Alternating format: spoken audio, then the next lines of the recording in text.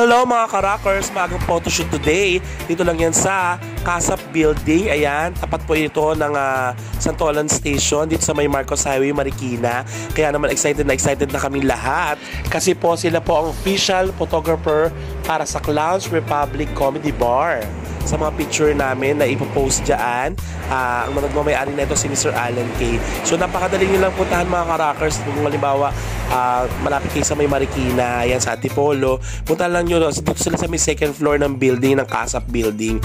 Ayan, ang Pixelerate Photo Studio. Wow. Ayan, grabe mga ka-rockers.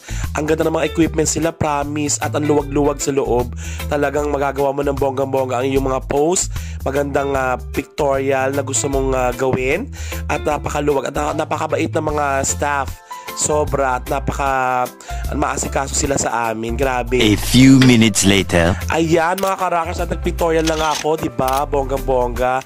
Lahat na ng post ginawa ko na. Kaya excited na akong makita at malaman ang resulta ng aking photoshoot. Diba? Ang bongga, nakakasosyal. Ang ganda ng place nila, in fairness. Talagang convenient, talagang ma-enjoy mo ang pictorial mo. Talagang 100% na maganda kalalabasan nito.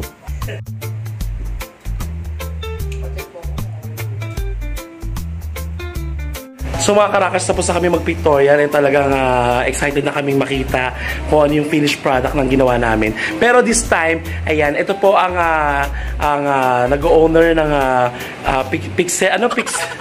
Pixelerate. Ayan, Pixelerate Photo Studio na walang iba kundi si Mr. Anjo. Ayan, invitahin mo sila, Kuya Anjo. Hello po, magandang araw po. By the way, kapag available kayo, gusto nyo magkaroon ng magagandang quality ng pictures, open po kami Monday to Sunday. From Pixelerate Photo Studio, located lang po kami dito sa may Marcos Highway, tapat lang po ng LRT Santolan Station.